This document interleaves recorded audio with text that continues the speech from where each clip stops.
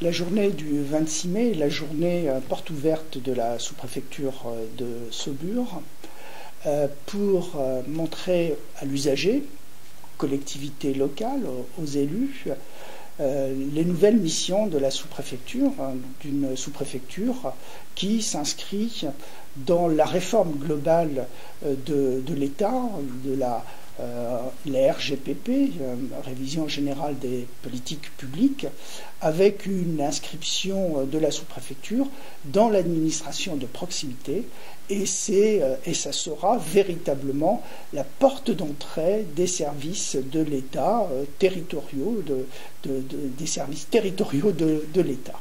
La sous-préfecture reste donc à Saumur avec de nouvelles missions. Quelles sont-elles, ces missions? La sous-préfecture aura 3 ensembles de missions. Premier ensemble, accueil, orientation.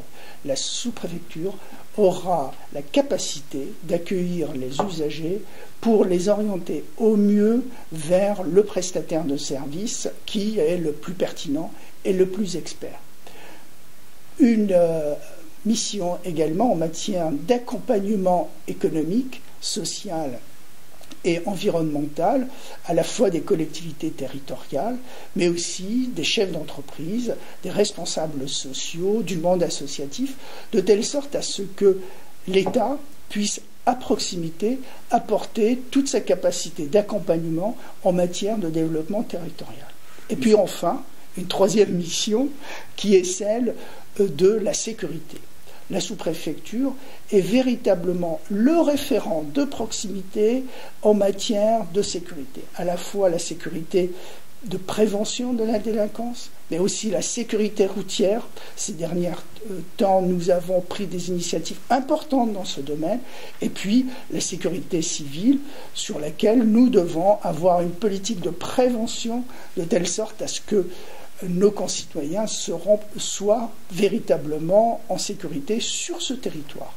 Donc, si je comprends bien, il y a d'abord l'État, la région, le préfet de région, le préfet de département, et le dernier maillage se trouve être la sous-préfecture.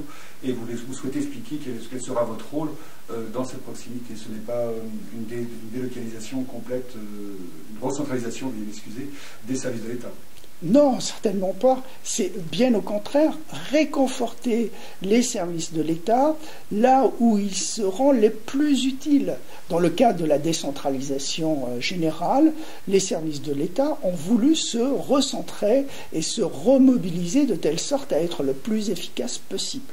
Ainsi, en regroupant un certain nombre de moyens au niveau régional, on sera plus fort, au niveau départemental, on sera plus opérationnel, et au niveau de la proximité, on sera le plus proche possible de la population. Comment va se passer cette journée du 26 mai? Il y a une trentaine de partenaires annoncés. Pouvez-vous nous résumer le déroulé? Alors, cette journée se passera en 2 temps, et 2 temps extrêmement forts. Le premier, de 10h à 15h30, où le public, l'ensemble du public, l'ensemble de nos concitoyens, Saumur et l'arrondissement de Saumur, je pense à nos administrés de Baugé, de Noyant, également de Longuet, de Douai, de Viers, véritablement, je fais un appel très fort pour qu'ils viennent voir leur sous-préfecture. Donc un premier temps ouvert aux usagers, puis un deuxième temps ouvert à nos élus, de telle sorte à ce que les élus, et particulièrement les 114 maires de l'arrondissement, voient leur administration de la sous-préfecture, mais aussi les autres administrations qui seront physiquement présentes pour bien montrer qu'ils sont en back-office, comme on dit maintenant, prêts à soutenir l'action de la sous-préfecture